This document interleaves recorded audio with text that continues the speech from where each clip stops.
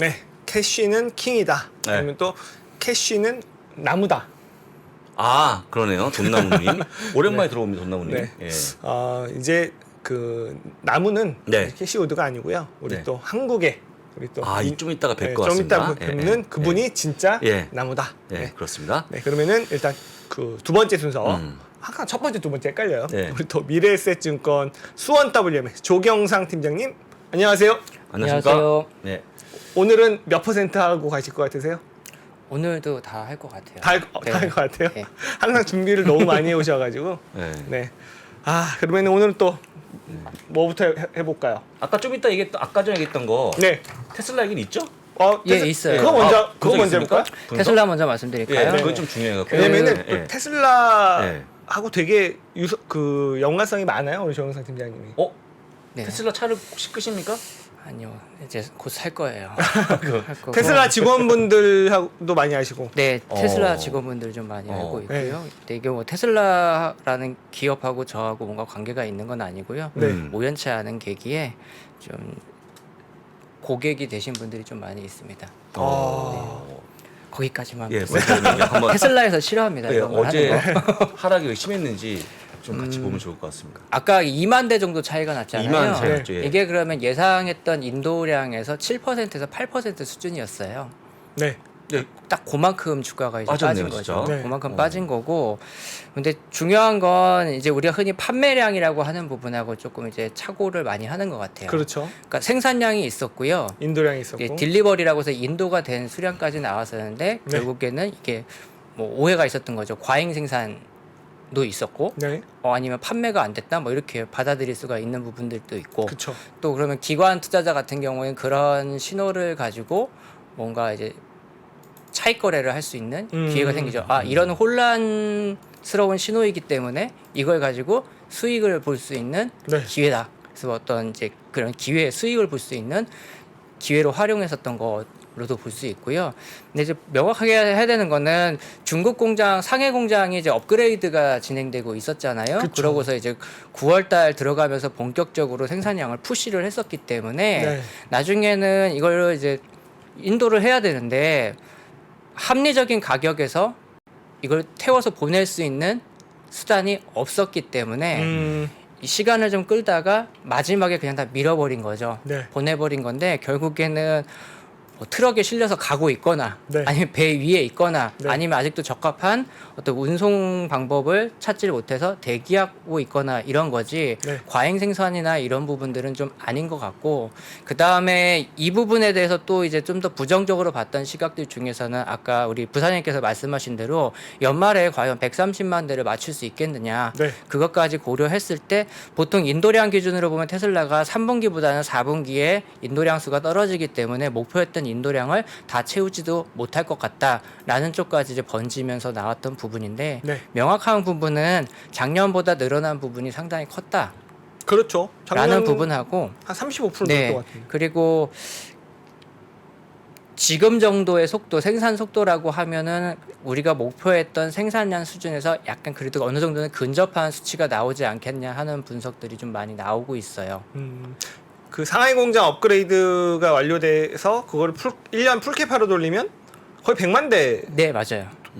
상하이에서만 100만 대 생산이 가능해졌죠. 그 베를린 쪽이 지금 뭐 아시겠지만 유럽의 천연가스 가격이라든지 여러 가지 이슈가 있기 때문에 생산하는 부분들하고 네. 머스크도 밝혔죠. 그 독일 공장에서 생산되는 게 좀 만족스러운 수준까지는 생산량이 끌어올라 오지는 않고 있다라는 부분을 좀 지적한 부분. 그러니까 이런 부분들을 좀 많이 좋지 않은 쪽을 많이 이제 집어서 네. 주가가 많이 하락했던 것 같습니다. 그러면 또 오늘 또 반등 가능하잖아요. 지금 시간에서도 오르고 있고 예, 예. 이게 시간이 보통 이제 테슬라 같은 주식들은 뭐랄까 그 악재에서 굉장히 신나하는 세력들이 있잖아요. 그렇죠. 그런 부분들 때문인 거고 시간이 지나면은 뭐 정상화돼서 돌아오지 않을까 싶었고 뭐 지난주에 보시면 뭐 애플도 뭐 수요량 관련해 가지고 애플 그죠. 주가도 하락했던 부분들이나 이런 것들을 좀 봤을 때 비슷한 수순인 것 같아요. 이 두 주식만 그래도 다른 주식들에 비해서는 9월 달에 건재했었는데 맞아요. 예. 어떤 하나의 좀 좋지 않은 이슈가 하나를 가지고서 이제 같은 그러니까 높이를 이제 맞춰주기 위해서 많이 떨어진 게 아닌가 뭐 이렇게 생각이 들고 좀 길게 봤을 때는 테슬라가 지금 생산하고 있는 역량이나 이런 부분들에서는 문제 없는 것 같고요. 다른 이제 전기차 업체들이라든지 뭐 우리나라 현대차도 미국 내에서 뭐 판매량 뭐 이런 것들을 봤을 때 사실 이 수량으로 비교하는 게 아니라 그 증가했다 뭐 이랬다 환호할 만한 수준도 아니기 때문에 전반적으로 봤을 때 테슬라가 이번에 인도량이라든지 이런 발표는 예상보단 못했지만 상당히 견조했다라고는 볼 수 있을 것 같습니다. 그렇습니다. 자, 그럼 일단은 그 시장 점검을 좀 해볼 건데 오늘이 예. 오늘 천사 나 몰랐네. 10월 4일이에요. 천사인데 10월 4일이 천사. 아, 천사. 역시 그 감수성이 저희랑 감수성 있고. 달라요. 천사인데 빠지겠습니까 시장이? 그런 얘기 아닙니까 지금? 네 맞습니다. 좋은 뜻을 바라. 지난주에도 잘 가다가 일어나 보니까 떨어져 있더라고요. 네. 그래서 백기투항의 의미로 흰색 옷까지 입고 왔는데 제가 좀 오늘은 올랐으면 좋겠고요. 지난주에 이제 개인 소비 지출 물가가 발표가 됐어요. 맞아요. 예, 제가 한번 말씀드렸잖아요. 좋지 않은 값들이 좀 나올 것 같다라고 했는데 맞아요. 뭐 수치는 말씀 안 드리고 특징을 보면 CPI도 보시면 코어가 안 좋았고 전체적인 CPI는 내려갔지만 코어가 안 좋았죠. 네. 이번에도 이 개인 소비 지출 물가에서도 이 근원 개인 소비 지출 물가가 안 좋게 나왔어요. 맞아요. 네. 그리고 그러면 어떻게 볼 수 있냐면요. 우리가 어떤 상품을 사거나 하는 소비는 줄었어요. 그럼 이거는 어떤 물건을 사거나 했을 때 인플레이션은 통제가 될 수 있다라는 거를 이제 의미가 되는데 네. 서비스 지출이 높아진 부분들이 확인이 되었습니다. 지난주에 나이키도 하나 이슈가 있었잖아요. 그렇죠. 그러니까 재고가 이제 늘어났다. 그러니까 결국에는 상품에 대한 소비는 감소했는데 네. 주거, 의료, 교통 등의 항목이 전년 대비해서 한 15% 이상씩 올랐어요. 그러니까 지난번에 한번 말씀드린 것처럼 2차적인 인플레이션에 대한 부분 압박이 다가오고 있기 때문에 연준에서는 고민이 좀 많을 겁니다. 많을 건데 한 가지 우려되는 거는 소득은 월간으로 0.3% 증가했는데 지출이 0.4% 증가했기 때문에 네. 이 부분이 나중에 장기화될 경우에 미국 경제에 미치는 영향도 좋지 않을 거다. 따라서 연준은 좀 신중하게 통화 정책을 가져갈 수밖에는 없다. 이렇게 생각이 듭니다. 그쵸. 좀 그 파월 형한테 그 얘기 좀 전해주세요. 신중하게 좀. 여러 하시라고? 곳에서 이미 다 요청을 하고 있는 네. 상황이니까. 아니 맨날 뒷북이에요. 올리는 것도 뒷북. 그리고 이제 그만 올려야 되는데 계속 올려. 그러면 지금 4.4% 올해 전망치에서 실제 가면 조금 내려갈 수 있는 겁니까? 아 그렇지는 않을 거라고 보고요. 한 4.5% 수준 내년 그러니까 피크를 궁극적으로 몇 %까지 갈 거냐라고 했을 때 내년까지 봤을 때 네. 4.5% 수준까지는 가야지 현재의 인플레이션 수준들을 좀 통제할 수가 있을 거라고 봐서 저는 차라리 좀 그냥 고금리 정책을 쓰는 게 오히려 좀 더 낫지 않을까 싶습니다. 그러면 일단은 75p 한 번 더 올리고 네. 50bp 한 번 더 올리고. 네, 그런 수술을 하고 내년에 남은 카드를 쓰거나 이렇게 쓰는 거죠. 근데 지금 벌써 약간 50bp의 확률이 그러니까 늘어나고 있어요. 네. 제가 그 얘기하는 거죠 지금. 즉 개인 고객님들께서 물어보신 분들 중에도 제가 11월이 75bp 인상에 대한 게 유력했었는데 네. 그때 바로 말씀드렸거든요. 아마 어쩌면 50bp 시나리오로 갈 수도 있다. 왜 네. 내년에 쓸 수 있는 카드가 없잖아요. 그리고 그리고 엽기적 효과라고 하죠. 올해 5월 달에 PC가 갑자기 뛰어 올랐던 거기 때문에 네, 이거는 그만큼 더 상승하려고 하면은 인플레이션에 대한 상승에 대한 신호들이 많이 보여야 되는데 네. 상반기에 보여줬던 모습들보다는 둔화된 모습은 확실해요. 그러다 보니까 내년도에 이 수준으로만 가더라도 PC 기준으로 봤을 때 인플레이션은 어느 정도 안정화될 수 있는 가능성이 높아서 올해 오히려 더 급하게 가는 것보다는 내년의 상황을 보면서 좀 여유를 남겨놓고서 정책을 쓰는 게 나을 것 같고 만약에 기준금리를 5%대로 끌어올린다라고 했을 때는 상당히 이건 경제에 부담이 될 거라고 저는 보여집니다. 이게 어쨌든 10년물 국채금리가 3.6 수준까지 네. 떨어졌잖아요. 맞아요. 그러면은 시장에 어쨌든 그런 참여자들, 채권 참여자들은 금리를 그만큼 못 올리는 걸로 이미 그렇죠. 베팅을 하고 있는 거 2년물만 아니에요? 보더라도 많이 좀 안정화돼서 그쵸. 4% 이제 4%가 깨질 거냐 뭐 이렇게 오는 그렇죠. 건데 4% 초반까지 떨어졌잖아요. 네, 전에 한번 말씀드린 것처럼 2년물 금리가 가까운 시일 내에 기준금리에 대한 기대로 움직이는 거라고 봤을 때는 뭐 50bp 시나리오도 가능할 수 있다라고 생각이 듭니다. 가능하다. 네. 대신 중요한 건- 연준은 예. 기대하는 건 싫어하는 거죠. 아 그렇죠. 네. 또 근데 우리 연휴 기간에 약간 비공개 회의를 소집했다는 얘기가 네, 있었어요. 그것도 좀 준비를 해왔는데 네. 자 PC가 이렇게 나왔는데 브레이너드 부의장이 주말에 발언을 했어요. 네. 신흥국이 강달러로 인해서 경제적인 충격이 오더라도 네. 이게 미국에 영향이 없다라고 하면 우리는 금리 인상을 할 거다라는 논조로 말을 했고 이것보다 앞서서 블러드 총재가 발언을 했던 게 있습니다. 네. 그 영국과 관련해 가지고 네. 그 영국에 이제 연금이 좀 문제가 되고 있었잖아요. 맞아요. 네. 마진콜. 네. 이게 미국에는 노출되는 영향이 크지 않은 걸로 알고 있다. 네. 결국에 이 두 가지를 보면은 다른 나라를 신경 쓰지는 않을 거다. 네. 일단 미국의 상황을 보고 거기에 맞는 정책을 쓸 거다라고 했었고요. 네. 간밤에 이제 비공개 긴급 회의가 열렸는데 이걸 가지고 이제 영국발 리스크 때문이 아니냐 네. 이런 오해의 소지가 좀 있었는데 재할인율과 관련된 내용이고요. 아. 7월에 일부 이제 세인트 루이스라든지 일부 이제 지방 은행에서 네. 지방 연준에서 재할인율과 관련해 가지고 논의가 필요하다라는 안건을 좀 냈었어요. 재할인율을 먼저 좀 우리 구독자분들한테 설명을 해주신다면. 쉽게 말씀드리면 네. 은행이 누군가에게 받아서 갖고 있던 어흠을 네. 중앙은행에 맡기면 네. 일정 부분을 우리가 흔히 깡이라고 하죠. 그렇죠. 할인을 시켜서 네. 다시 현금을 주는 건데 네. 이 재할인율을 올리면 네. 은행으로 주는 돈이 줄어들기 때문에 네. 시중의 유동성은 기존보다는 떨어지는 효과가 나오고 아주 간접적으로는 금리 인상하는 효과와 비슷해집니다. 이게 떼가는 게 많다는 거죠. 네, 맞습니다. 약간 뭐 선이자처럼 떼가는 게 많다. 맞습니다. 예를 들어서 1억을 맡겼으면 예를 들어 재할인율이 통상적으로 20%라고 했으면 8천만 원을 주는 건데 네. 이걸 또 20%를 더 올리면 네.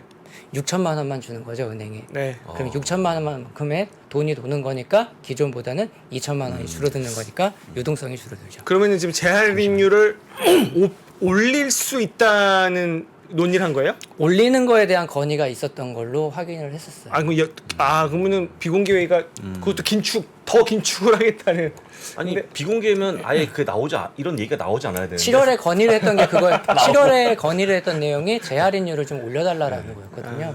또 그 무슨 닉 기자 있잖아요. 닉. 아닙니다. 이거는 그 기사에도 많이 나와 아, 있어요. 그래요? 그러니까 어쨌든 깡으로 이렇게 설명을 해주셔갖고 이해가 쉬웠는데. 그럼 딱 되네 이해가 네. 딱 돼요. 무슨 깡 좋아하세요? 새우깡? 요새 옥수수 깡도 새로 나왔는데 또 괜찮습니다. 옥수수깡 가져가 있어요? 감자깡, 고구마깡. 예. 근데 실제로 보면 재할인율에 대한 영향은 사실 미국 내에서 없어요. 이미 유동성 은행이나 이런 데 유동성이 풍부하기 때문에 없고 다만 이걸 하는 게 금리 인상을 할 때 속도 조절을 하려고 그쵸, 그 얘기 한 거죠. 속도 조절. 하는 게 아닌가라는 기대를 좀 했습니다. 해야 돼. 그럼 월가에서 이긴가 아니면 정신 차려야 돼. 이제. 매니저님이 왔습니까 그게? 제가 그냥 봤을 때는 그런 느낌. 개인적인 생각에. 네. 정신 차려야 돼. 네. 진짜. 비공개 회의이기 때문에 실제로 어떤 얘기가 오고 가는지는 모르고 주제만 재할인율과 관련된 거였고 네.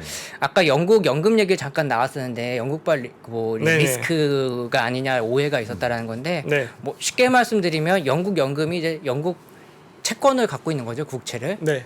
근데 그냥 놔두면 돈만 파킹돼 있는 거니까 네. 이거를 다른 금융기관하고 파생상품 계약을 맺어서 네.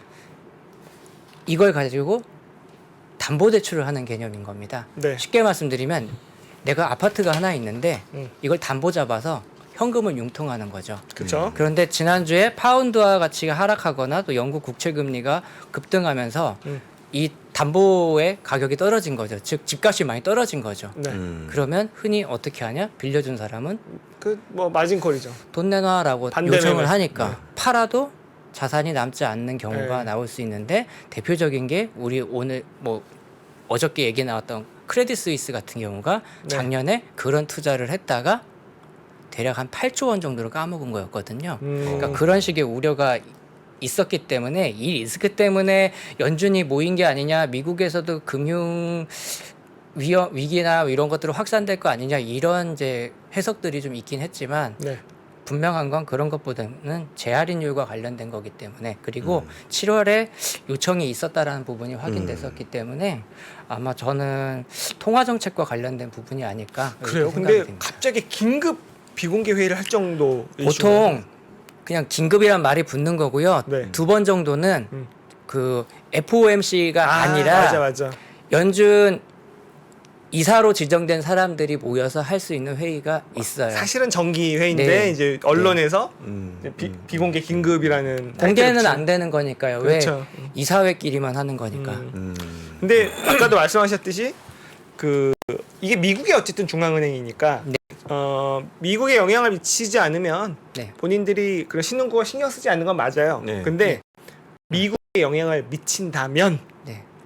분명히 달라진 얘기죠. 달라지죠. 그러니까 금융사가 몇 개 쓰러지면 네. 이게 이제 아까 말씀드렸던 그런 채권을 레버리지로 사는 게 연기금뿐만 아니라 네. 연기금도 무너질 수 있는 갑자기 문제가 될 수 있는 거고 우리 민간에서도 많아요. 그렇죠. 실제로. 보험사들도 그걸 네. 똑같이 따라가기 때문에 맞아요. 전 세계 글로벌 특히 영국 정도의 금융기관이면 다 연결돼 있습니다. 네, 미국하고. 맞아요. 그래서 그렇다면은 이거는 미국에 영향을 미치는 거다. 네. 그렇지 않을까요? 근데 뭐 일단 블라드 말을 믿어야죠. 음. 미국은 그 노출도가 상당히 적은 것 낮다. 같다라고 발언을 했기 때문에 잘났어 진짜. 특히나 공부 많이 시키는 세인트루이스 네. 연은이기 때문에 자꾸 믿어야죠. 지금 이제 그 푸틴 핵 얘기들 많이 하고 계세요. 아, 그래서 채팅창이요? 이게 뭐 그 쏘면은 사실 이게 핵이 이제 어떤 핵이냐에 따라 다르긴 한데 전술핵이냐 뭐 아니면 진짜 뭐 핵미사일인데 쏘는 순간은 뭐 완전 지금 우리가 얘기하고 있는 게 다 원점으로 돌아가서 그죠? 뭐 이미 엄청 시장이 많이 떨어지겠죠. 이거 예. 생각해보지 않았던 케이스라서 그쵸. 사실 제가 이슈로도 다루진 않았는데 네. 그 워낙 극단적인 선택을 할 수도 있는 사람이라는 걸 이미 한번 보여줬기 때문에 그리고 궁지에 몰리고 있다는 네. 게 불안해요. 그러니까 너무 궁지에 몰리고 있어요. 그래도 일단은요 북극으로 갔으니까 북극 갔어요? 북극 쪽으로 배가 이제 그 그 배가. 네, 테스트 아. 하고 있으니까 일단은 실제로 그 핵을 뭐 전술핵이든 해가지고 쓸 거냐라는 부분에 대해서는 네. 아직까지는 가능성을 높게는 안 잡아도 될 것 네. 같고 거기에 대해서는 또 대응도 할 수는 있을 것 같아요. 오늘 팀장님 몇 번째 이제 방송이시죠? 오늘이 5번째인 것 이게 이제 약간 5번째면은 베테랑이 되셔가지고 저희가 이 순서 완전 무시하고 지금 막 던지고 있어서 약간 고난이도 방송을 이제 그래도 예. 달러는 좀 들어야 될 것 같아. 예. 달러 얘기는. 날 방송을 시작했어요. 이제 그러니까요. 당황스러우시죠? 막 들어오니까. 아니 괜찮아요. 괜찮아요. 안 당하는데. 네네. 그 이제 디폴트 위기의 국가들이 좀 많아요. 강달러로 인해서. 그렇죠. 파키스탄이나 아르헨티나, 뭐 아프리카이나 잠비아 또는 스리랑카는 이미 이제 갔고 가나, 이집트 등 여러 국가들이 있는데 제가 한국경제신문에서 봤을 때 한 58개 정도의 신흥국들이 이제 IMF 구제금융 내지는 또 디폴트에 빠질 가능성이 높다라는 부분을 봤는데요. 네. 문제는 IMF도 이제 대출 여력에 한계가 있어요. 그러니까 영국이 이번에 감세안 나왔을 때 IMF가 진지하게 재고를 해주기 바란다라고 이제 요청을 했었거든요. 네. 이게 속뜻이 뭐냐면 옛날에 한번 빌려갔잖아요. 영국은. 그렇죠. 다시는 너네까지 빌려달라고 하면 안 된다라는 그렇죠. 압박을 넣었던 정신 거고요. 차려야죠, 영국. 이런 분위기를 좀 고려해서 영국도 이 감세안을 좀 철회를 하긴 했는데 탈락 하나. 450억짜리 이제 감세안 중에서 20억 파운드짜리를 한 거기 딸랑 하나 때문에 별로 영향은 없어요. 생색내기죠. 네. 다만 이게 그래도 어저께 시장을 올라오게 하는 데는 큰 몫을 했는데 그래서 이제 사실. 기대하는 게 얘네가 지금 한 8, 9개 정도의 항목 중에 하나 철회한 거잖아요. 네. 하루에 하나씩만 철회해 주면 좋겠어. 그걸 기대하는 분들도 있고요. 아니면 아예 트러스 총리가 사임. 네. 제가 조기에 이제 신임을 잇는 거죠. 저는 한 달 안에 사임할 것 같은데. 네, 그런 얘기들이 좀 있어가지고 시장은 그쪽에도 기대를 하고 있는 걸로 보여집니다. 네. 그리고 아까 디폴트에 빠진 국가들이 좀 몇 개 거론을 해드렸는데 네네. 저는 이게 조금 나중에 문제가 될 수도 있지 않을까 좀 잘 봐야 된다라는 건데 네. 이 나라들 대부분이 보면 1대1로에 참여했던 국가들이에요. 1대1로라고 하면 와, 빙고. 네. 그 시진핑이 이제 제3세계 국가들을 모아가지고 그쵸. 이제 질서를 미국 편에만 있는 게 아니라 이제 중국의 친중국 국제 질서도 확립할 수 있다. 네. 이렇게 이제 하는 차원에서 돈을 빌려준 거거든요. 못 사는 나라들한테. 그렇죠. 그래서 그 나라들한테 사회간접 자본을 만들라고 해줬어요.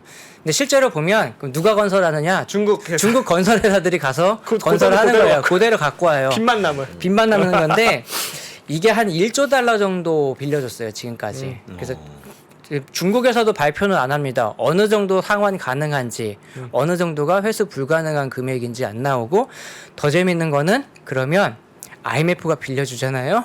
IMF에서 가장 큰 손은 미국입니다. 네. 이 돈 가져가서 중국으로 들어가는 거예요. 맞아요. 그래서 예전에 트럼프도 그런 얘기를 했었어요. IMF에서 이제 빌려줄 대출 여력이 없기 때문에 추가 출연을 해달라고 하니까 거절했었거든요. 네. 미국이 여기에 대해서 어떻게 나올지는 좀 상당히 변수가 있는 재밌게 한번 지켜볼 만한 부분이 있는데 이런 국가들 사실 디폴트가 생기더라도 글로벌 경제에 미치는 영향은 옛날하고는 좀 위상은 다를 건데 이 영향이 이제 중국한테 가는 거잖아요. 그러면 안 되죠. 네. 근데 아직까지 이거에 대해서 좀 물어보시는 분들 직원분한테 이런 얘기를 하니까 이런 걸 물어보는 분들이 있는데 중국이 올해 예상되는 무역수지 흑자가 한 1조 달러예요. 우와. 아직까지는 중국이 이게 문제가 되더라도 당장에는 큰 문제는 타격은 안 될 건데 네. 조금 시간이 지난 다음에 이게 좀 더 뭐 눈덩이처럼 커지거나 아니면 추가적인 상황들이 좀 전체적으로 안 좋은 상황에서 이게 이슈가 됐을 때는 좀 영향력은 좀 있을 수도 있기 때문에 우리가 이런 것들은 관심을 좀 가져야 될 것 같습니다. 강달러 현상에 대해서. 근데 진짜 그냥 IMF 구제금이 하면 네. 그 돈 다 중국으로 가는 거네요. 그럴 것 같아요. 안 해줘야겠네. 안 해줬으면 좋겠어요. 네. 오늘 한국도 원달러인데 1,428원이었네요. 아이, 조금 뭐, 조금 저것도 더 빠져야죠. 뭐. 더 빠져있어. 네. 네. 조금 빠졌다는 거 좀 보여드리고요. 예. 자, 그다음 무슨 얘기 할까요? 뭐. 그다음에 이제 지난주 1탄에 이어서 음. 미국이 이제 향후의 어떤 통화 정책 시나리오에 대해서 가는 건지를 준비해왔는데 제가 감기에 걸려가지고 자꾸 제가 기침을 하는데 죄송합니다. 괜찮습니다. 저희. 자료를 좀 보면서 네, 말씀드릴게요. 네, 자료 좀 볼까요? 지난주에 말씀드렸던 건 파월이 목표 인플레이션을 상향한다고 결정하면 어떨까에 대한 부분이었어요. 그러니까. 네. 그러니까 현재 연준의 목표 인플레이션이 2%인데요. 이걸 도달하기 위해서 금리 인상을 강력하게 하니까 그러면 나중에 경제에 미치는 영향이 크잖아요. 이제 그런 부분들을 그러면은 그리고 2%까지 도달한다는 것도 사실 좀 현재 상황에서 무리인 것 같고 그래서 파월이란 사람의 성향하고 이런 것들을 보고 목표 인플레이션을 좀 높이는 건 어떨까 이런 가능성에 대한 말씀을 드렸고요. 영국이 실제로 목표 인플레이션을 올리는 거에 대한 얘기가 있습니다. 올리는 거에 대한 얘기가 있고 1월에 FOMC에서도 이 목표 인플레이션을 올리는 게 어떠냐라는 얘기가 좀 나왔던 적은 있었어요. 올려야 될 것 같아요. 네, 그때 당시에는 근데 인플레이션이 일시적인 현상이라고 해서 그냥 묵살돼 버렸는데 이런 것들은 가능성은 좀 그러니까 아예 우리가 실현 불가능하다라고 보는 시나리오는 아닌 것 같고요. 이번에는 이제 옐런을 가지고 말씀을 드릴 건데 이거를 이제 검색해 보시면 나옵니다. 옐런 독트린이라고 하거든요. 네. 그 1995년에 대통령이 클린턴이었죠. 맞아요. 그때 재무장관이 루빈이라는 사람이었는데 그 사람의 이름을 따서 루빈 독트린이라고 하는 체제가 있었어요. 뭐예요? 아예 강달러를 허용해 버리는 겁니다. 우와. 중요한 건 어떤 거냐? 일본을 조금 살려주려고 했던 거였거든요. 그게 혹시 역플라자 합의입니다. 아, 그래요? 자, 두 번째 자료 한번 보시면 그때 당시의 상황이에요. 이 파란색이 연준의 금리였습니다. 그 1991년부터 우리 아시겠지만 일본 버블 경제로 인해서 미국에도 경기 침체가 오게 되죠. 그렇죠. 그러면서 기준금리를 급격하게 내려주는데 이 회색이 PC 물가거든요. 미국도 물가가 올라가 버려요. 그러다 보니까 기준금리를 다시 가파르게 올립니다. 그렇죠. 가파르게 올리면서 물가는 어느 정도 이제 자리가 잡혔어요. 이 물가가 잡힌 거를 지속적으로 유지하기 위해서 어떻게 하느냐? 달러 인덱스예요. 노란색이. 강달러를 써버립니다. 그러네. 네. 왜 강달러를 쓸까 의문스럽잖아요. 네. 이때 루빈이 말한 정당성이 있었어요. 어떤 정당성을 해준 거냐면 달러가 강세이면 미국의 자산 가치가 올라가게 될 거고 이에 따라서 부의 효과가 나오기 때문에 자산이 돈이 많다라고 느껴지는 거죠. 그쵸. 그리고 달러 스스로가 구매력이 늘어나는 거죠. 그쵸. 그러면 미국만 봤을 때는 인플레이션이라는 게 그렇게 체감이 오지 않는 거예요. 예를 들어 드릴게요. 1달러에 한국에서 볼펜을 하나 수입할 수 있었다면 이 강달러를 쓰게 되면 1달러에 2달러로 볼펜 3자루를 사갖고 와서 뿌리면 되는 거죠. 아, 지금 교포들이 한국 들어와서 그렇게 신나게 쇼핑하고 쇼핑하는 거잖아요. 먹을 거 그렇죠, 네. 그렇죠. 뭐 고급 네. 레스토랑 가고 그러신 적 네, 네. 딱 그거네요. 즉 2달러를 가지고 음. 다음 표를 한번 보여드릴게요. 신흥국에서 생산된 게 들어오면 미국의 구매력이 상승해 있기 때문에 네. 오히려 신흥국한테 인플레이션을 전가해 줍니다. 어떤 방법으로? 강달러로. 와. 그러면 미국은 인플레이션이라는 부분에서 압력에서 조금 자유로워질 수 있다라는 거예요. 지금도 그러겠네요. 지금은 이제 임대료나 음. 서비스나 이런 부분들이 좀 많이 올라가고 있기 때문에 네. 힘든 거지만 요게 조금만 어느 정도만 누그러진다라고 하면요. 이거는 미국의 저소득층들도 좀 피해갈 수 있는 부분이 되는 거죠. 왜? 내 구매력이 늘어나니까 물건 사는데 경제적인 충격이 크게 와닿지 않는 거라고 볼 수 있는 거죠. 그래서 실제로 그때 당시에 어떤 일이 있었는지를 주가 지수로 좀 보시면 95년부터 2000년도까지 나스닥 지수가 꾸준히 계속 상승을 합니다. 빌 그러네. 클린턴 행정부는 이때 당시에 이 강달러 정책과 함께 어떤 걸 했냐면요. 금융과 IT 두 산업을 신성장 산업으로 지정을 해서 얘네들을 집중적으로 육성하는 정책들을 많이 썼어요. 네. 이게 맞물려 돌아가면서 미국 경제는 다른 모습으로 변하게 된 거죠. 근데 이게 어떤 거랑 유사하냐면 지금 바이든 행정부가 반도체라든지 아니면 이제 배터리나 전기차 이러한 새로운 산업을 가지고 이 상황을 맞이하고 있는 거잖아요. 네. 그런 걸 봤을 때는 미국 경제에서 미국만 봤을 때는 불리한 국면은 아닐 수도 있다라는 생각을 좀 해봤습니다. 이게 두 번째 시나리오였어요. 그러면 앞에 거랑 지금 거랑 합쳐보면 네. 강달러일 시나리오는 상당히 가능성이 높다라는 거죠. 앞으로도. 네, 이게 미국한테 나쁘냐? 그렇지는 않을 수 있다라는 거죠. 하긴 지금 같은 인플레이션 시대에서는 더더욱 네, 우리 통화가 강한 게 네. 유리하죠. 미국의 입장에서는 와. 다른 데서 문제 생긴 게 우리한테까지 크게 번지지 않을 정도만 된다면. 그러니까 네. 이게 딱 그건 것 같아요. 아니, 유가가 떨어졌어요. 어. 근데 왜 우리가 주유소에서 넣는 휘발유는 안 떨어지냐? 어. 그 유가가 달러로 떨어지면 뭐예요? 네. 원 달러가 이렇게 높으니까. 그렇죠. 그죠? 네. 맞아요. 그거네. 그러면 네, 가장 그 달러 강세의 피해주가 빅테크라고 보통 얘기하잖아요. 네. 빅테크만 좀 정리하면 딱 마무리될 것 같은데 오늘. 요걸 다음 주에 제가 아, 예고 한번 해주세요. 예고. 네. 환율과 관련돼서 얘네들의 어떤 현금을 보유하고 있는 움직임이 어떻게 되고 있는지는 제가 조금 말씀을 드릴 거고 네. 중요한 건 뭐 이번에 테슬라에 대한 오해도 있고 네, 네. 그다음에 애플에서 아이폰 판매량 때문에 애플 주가가 좀 쇼크를 받은 예, 부분들도 그렇죠. 있는데 예, 예.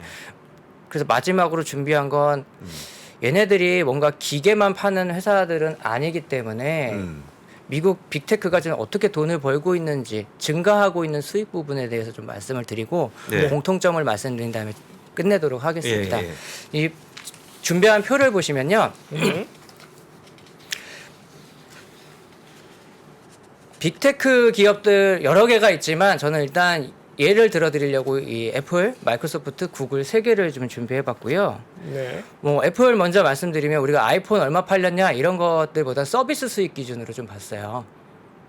네, 2021년 기준 서비스 수익이 한 25% 정도 차지하게 됐고 2020년도 대비해서 증가폭이 한 27% 정도가 됐어요.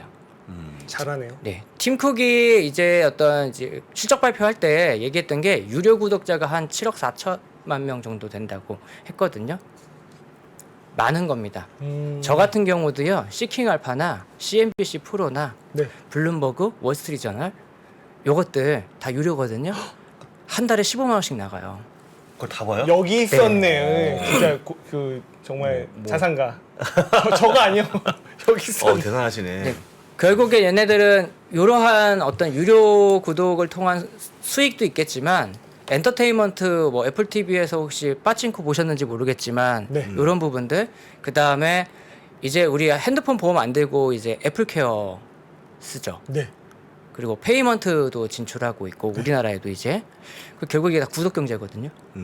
구독 경제라는 부분이고요. 마이크로소프트는 개인보다는 기업 대상인 게 더 많습니다. 누가 보더라도 데이터 센터나 지능형 클라우드인데 이런 것들도 구독형으로 많이 바꾸고 있다라는 부분이고요. 구글은 공짜로 뿌려줬다가 돈을 받는 형태인데 이것도 구독 경제를 통한 방법이에요. 플랫폼이 있으면 그 사용자를 모은 다음에 그 안에 가둬두고 구독 경제라든지 이런 방법들을 활용하는 게 이 빅테크 기업들의 특징인데요. 이게 특징이 제일 무서운 게 뭐냐면 다른 누가 동일한 사업으로 뛰어들지 못할 정도로 진입 장벽이 매우 높다는 겁니다. 이 안에 한번 들어오면 누가 비집고 들어올 수도 없고요. 그래서 예전에 그 김준성 애널리스트가 한번 말을 했었어요. 자동차는 아직 그런 플랫폼을 확보하려고 시도하는 회사가 없었다. 딱 하나 있잖아요. 딱 하나. 네, 있었죠. 그래서 이번에 뭐 테슬라 뭐 AI 데이도 있었고 아니면 뭐 이번 자동차 인도량이라든지 이런 거 가지고 논란이나 오해들이 좀 있는데 사실 테슬라 같은 경우에도 자기가 중점적으로 진출하고자 하는 사업들 심지어 로봇까지 해서 여기를 통해서 지금에 있던 플랫폼으로는 들어갈 수가 없기 때문에 새로운 플랫폼을 만드는 거고요. 기존의 플랫폼에 대항했다가 힘들게 된 게 메타잖아요. 그렇죠. 네, 애플에다가 덤벼가지고 네. 그러니까 오히려 다른 시장에서 오히려 플랫폼을 구축하려고 하는 움직임들을 좀 봤을 때는 상당히 창의적인 것 같고 결국 미국에 있는 빅테크 기업들 어떤 기계나 물건을 파는 거에 집중하는 게 아니라 내가 내 유저를 가둬놓고 거기에서 데이터를 분석해서 수익을 추구하고 있고 그 수익에 대한 비중이 증가하고 있다라는 부분들을 좀 본다라고 했을 때는 그냥 열심히 돈 벌고는 있기 때문에 지난주에 뭐 빅테크 기업들 많이 하락하고 막 했었지만 좀 우리가 이런 것들을 보면서 좀 위안을 좀 삼을 수 있지 않을까 이렇게 정리해 보겠습니다. 네. 너무 좋습니다. 위안이 됩니다. 네. 일단. 예. 일단 위안을 삼겠습니다. 오늘 어마어마한 자료 빠르게 그러니까 해주셔갖고 딱 맞췄네요. 저희가 네. 시간 좀 드렸으니까 네. 또 저희 시간에 또 네, 좀 조정을 하도록 빼서. 하고 네, 알겠습니다. 그럼 또 다음 주에 또 풍성한 내용 준비해 주셔서 모시도록 하겠습니다. 우리 미래에셋증권 수원 WM의 조경상 팀장님 고맙습니다. 네, 감사합니다. 고맙습니다. 최근에 이제 매크로 경제 환경에서 가장 많이 나오는 얘기가 이제 인플레이션이죠. 이 매크로 경제라는 게 우리 일상생활에서나 아니면 투자에서나 굉장히 큰 영향을 주는 게 맞는 것 같습니다. 매크로 경제에서 가장 중요한 게 금리, 환율, 물가 이런 거거든요. 금리가 높을 때 유리한 기업이 있고 금리가 낮을 때 유리한 기업이 있을 겁니다. 환율이 높을 때 유리한 기업이 있고 환율이 낮을 때 불리한 기업이 있을 겁니다. 유불리를 논하면서 같이 그 기업에 대한 분석을 하거나 투자를 하는 게 조금 더 도움이 되지 않을까요? 상반기 최고의 베스트셀러 인플레이션에서 살아남기. 지금 서점에서 확인하세요.